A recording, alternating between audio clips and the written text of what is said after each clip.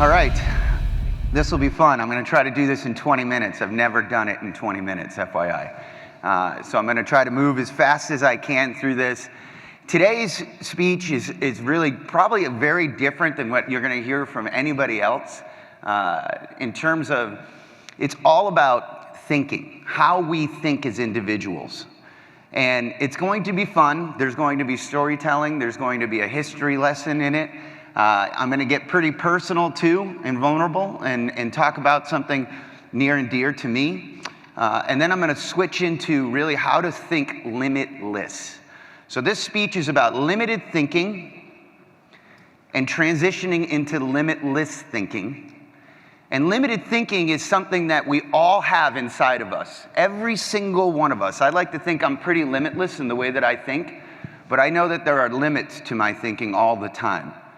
And why this is such an important speech at this time is because for everybody that is in this room right now, everybody that is walking this expo halls, anybody that is in this business, this industry, it's the greatest time to be in this industry in history. Change is upon us, and I have this word up here. We like to make up our own words at Avant. Evolocity is a made-up word. If you're not evolving, you're dying. And if you are not doing it at the speed that the market is happening, you're getting left behind. And so today what I'm going to do is I'm going to start to take you back in this history lesson. This is my first way that everybody has this limited mindset. And I'm going to use an example all the way back in 2020 BC. There was this Greek philosopher in 2020 BC. I can't even pronounce his name, Eratosthenes. And Eratosthenes, he didn't think like normal people.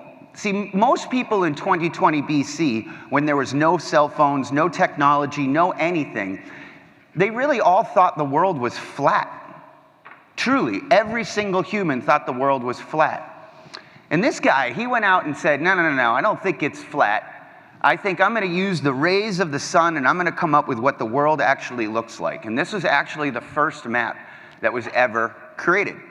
Now, if we fast forward to today, the latest example of a map, yes, the one that we all grew up, we all studied in geography class, it wasn't actually until 2016 that the orthograph map, which is the one on the other side, came out, and that is the actual most accurate map in the history of mankind. And it wasn't until 2016. My examples about this map and the way that you think about it, this is limited boundaries. Every one of us has limited boundaries. If you think about the world that we live in today, these maps remind me of AI. AI right now is that first map that does not look like what we think the world looks like. And pretty soon, and it won't take 2,000 years, in just a matter of 24 months from now, the world will be completely different because of AI. And you have to ask yourself, are you double-clicking and learning every single thing you possibly can about AI? Are you having those conversations with your customers right now? Or are you limited and you're not really wanting to bring it up because you're not confident enough? Now, I'm going to keep giving you guys more examples of this, but limited boundaries is all within us. It's something that we all have to have. But we have to be thinking bigger. We have to be thinking of what the map is going to look like right now in the world of technology. And we have to work harder than we've ever worked in the history to understand what is really truly taking place. I'm now going to take you back to another time. This is about a story, another way of limited thinking that we all have inside of us. And this limitless thinking is all about this theory called invisible ships. You see, there was this captain, Captain Cook, and in 1770, Captain Cook, he was sailing around the world. He had a botanist on his ship, John Banks, and this dude, he was like the smartest guy on the world. He wrote down absolutely every single thing that he saw. He took note of everything that they went and the places that they visited, and they're on the shores of Australia in 1770. And what they noticed was that in 1770, the local inhabitants on shore didn't even see them. They didn't even recognize them. because they had never seen anything like it in their lives. Limited boundaries are something that every single one of us has, and we all have invisible ships. Invisible ships in your business, in your personal life, but we have to look harder. We have to be more mindful. And I'm going to talk about this next story. This is my family. I'm going to be talking about the ways that we self-limit ourselves. I'm going to give you this story about my son. My son here trying out for a tennis team. He's 15 years old, tried out for this tennis team that had 400 kids try out for. I mean, I played tennis and I showed up and there was no tryouts. But every single night, this kid came home from tryouts. He was dying. He was like comatose. He was like, what is wrong with you, bud? You know, something going on? And then he had this like flu, and all these doctors said, oh, don't worry about it. It's just a flu. It's nothing, you know, he's just sick. Well, he kept getting worse and worse and worse until one night I went in there and I shook him because he wasn't breathing right. And I started to really panic. I called 911. And for the first time in 4 days, he opened his eyes and he looked at me and he said, I love you, Dad. He thought he was dying. The paramedics came and we had to get him out of bed. It took 4 of us to do it. And the second they tested his blood, we knew exactly what was going on. Griffin was diagnosed with type 1 diabetes. And all those doctors that missed it, we almost lost him. 3 ICUs later, a huge stint in the hospital. Griffin decided that he wasn't going to have any self-limits. Because you know what? The only limits are the ones that you put on yourself. Griffin had this dream of going to Norway. He was going to fly to Iceland and go to Norway to meet with his buddies to do this hike for 2 weeks. 3 weeks after getting diagnosed with type 1 diabetes. Not only did this kid fly by himself to Iceland, they lost his bags, they lost his medicine, but he persevered. He got on that trip, and the next thing you know, this kid is becoming the leader of his organization. He helped hike through all of these crazy fjords, and he decided to come home on Instagram, tell the world he's got type 1 diabetes, but you are the only limits of the ones that you put on yourselves. He raised $1,700 for type 1 diabetes on his own, and he's become the voice of that disease. You see, Griffin is a good example that the limits that you put on yourself are up to just you and nobody else. You have to ask yourself right now, are you doing everything possible to take advantage of the only constant in this world right now, which is change, and it's happening faster and faster and faster? So now I'm going to switch into limitless thinking. I'm going to give you guys examples of how we think limitless in everything that we do. When I think about limitless thinking, there's a few people that I'm going to use to really describe how you can take yourself from limited to limitless in every single thing that you do. You see, you can't just believe, you have to become. To become, you have to surround yourself with the ones that are running the fastest, that are pushing you even further in life. You have to ask yourself, where do I sit on that spectrum? You know it right now. Am I limited in the way that I go about life? Or am I limitless and I'm taking advantage of every single thing that's happening? This is the year, though, 2024, where things are rapidly changing. Everything around us is accelerating, and we can take advantage of it. IT, they're constantly changing. New technologies are here. So you have to ask yourself, how do you go into the ladder? How do you become this limitless type thinker? When you think about limitless thinking is just one component. There's limitless thinking, limitless confidence, and limitless leverage. And I'm going to hit on those 3 aspects at the end of this speech. You know, when I think about limitless thinking, one of the things that I think about is it's always the impossible, pipe dream, never going to happen. You know, I started my company with $0. $0. I was broke. I wasn't even paying myself for 2 years. We did almost $2 billion this year. That's limitless thinking because I surrounded myself with the people around me. Everybody thought it was a pipe dream when we started, but we knew better. We could see how big this industry was going to get. We renamed trusted advisors. 9 years ago, a lot of you in the room were called agents. That was like a 4-letter word to me. Agent? That doesn't explain what we do for a living. A trusted advisor navigates through the confusion that disruption is creating for everyone. The trusted advisor movement is here. IT needs you more than ever. Anybody want to take a guess who that guy is right there? Elon Musk. Guy's a lunatic, right? But man, does he embody limitless thinking? We can use him every day as an example of how to think in a limitless way. You know, when you think about Elon, in everything that he did, he created a car company when most people would say that is the dumbest entrepreneurial idea in the history. He even said in 2016, starting a car company is idiotic.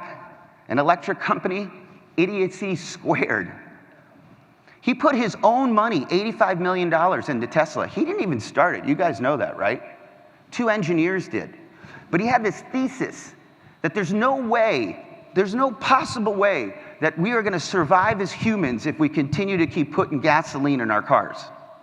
And that thesis drove him to the success to be now one of the richest people on the planet. And you see, good examples of the way that Elon thinks in a limitless way is this car collection. Does anybody have a Tesla in the room? A couple hands go up. This guy thought so limitless that he actually tried to name his entire fleet of cars sexy. Did you guys know that? A lot of people don't know that. You see the 3 there, he wanted it to be E, but Ford, they had the patent on it and wouldn't give it up. Otherwise, it would have said sexy for his car collection. This type of thinking, it's not normal, right? But we have to ask ourselves, are we doing all of that every single day in the way that we go about our lives? Or are we thinking limited? We have to use people like Elon to get us to my next point. And it comes down to this belief. If I can think it, I can do it. And if I can do it, I can make it happen. And I can do it faster than anyone else. That's how Elon thinks. You see, limitless confidence is something that you have to have. If you don't believe that you are going to be a part of the AI revolution that's going to take place, it will pass you by. You have to believe that the trusted advisor movement is something that every single IT leader needs right now. You know, I'm going to give you an example. We have a brand new trusted advisor. He got started just a year ago, and he closed his first deal. His first deal. It was a $260 million contract. He's going to make $17 million off this deal. That confidence he got was utilizing everything that we have built, everything that we are utilizing, our engineers, our Pathfinder, our research and analytics. It's a 2-man shop that is going to revolutionize this company with a brand new network, SD-WAN, across the country in a way that no one else is doing it. It's one of the largest deals ever done on the channel in history. It was his first deal.